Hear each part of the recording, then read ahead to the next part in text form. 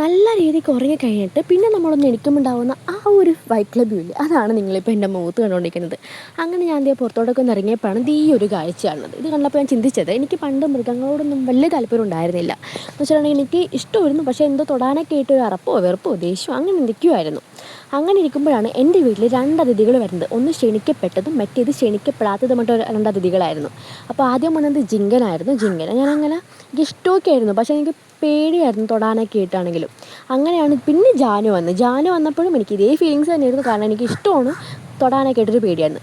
പിന്നെ എനിക്കുണ്ടായ ഓരോ മാറ്റങ്ങളും വലിയ മാറ്റങ്ങളായിരുന്നു. വെച്ചിട്ടുണ്ടെങ്കിൽ എനിക്ക് സ്റ്റെപ്പ് ബൈ സ്റ്റെപ്പായിട്ട് ഇവരെയൊക്കെ ഇഷ്ടപ്പെടാൻ തുടങ്ങി. ഞാൻ താലോലിക്കാനും തലോടാനും അതേപോലെ ഇപ്പോൾ ചെല്ലപ്പേരൊക്കെ ഇട്ടാണ് വിളിക്കുന്നത്. അപ്പോൾ വലിയൊരു മാറ്റം തന്നെ സംഭവിച്ചു. ഇപ്പോൾ എനിക്ക് മനസ്സിലാവുന്നൊരു കാര്യമുണ്ട്, നമ്മൾ മനുഷ്യരൊക്കെ ശരിക്കും പറഞ്ഞാൽ ഒന്നുമല്ല. കാരണം നമ്മൾ ശരിക്കും പറഞ്ഞിട്ടുണ്ടെങ്കിൽ നമ്മളെ സ്നേഹിക്കുന്നവരെ മാത്രമേ നമ്മൾ തിരിച്ച് സ്നേഹിക്കുള്ളൂ. പക്ഷേ ഇവരങ്ങനെയല്ല. ഇവരോട് നമ്മൾ ചെറുതായിട്ടൊന്ന് പരിഗണിച്ച് അല്ലെങ്കിൽ ചെറുതായിട്ടൊന്ന് നോട്ടം കൊണ്ട് പോയിട്ടുണ്ടെങ്കിൽ പോലും ഇവർക്ക് നമ്മളോട് തിരിച്ച് ഒരു 10,000 മടങ്ങ് സ്നേഹം അവർ തിരിച്ച് കാണിക്കും. ഇപ്പോൾ എനിക്ക് ആ ഒരു ഇത് മനസ്സിലാവുന്നുണ്ട്. വെച്ചിട്ടുണ്ടെങ്കിൽ നമ്മളൊന്നും ഇവരുടെ മുമ്പിൽ ഒന്നുമല്ലെന്ന്. ഇവരൊക്കെ വലിയൊരു ഹൈ ലെവൽ ടീംസാണ്.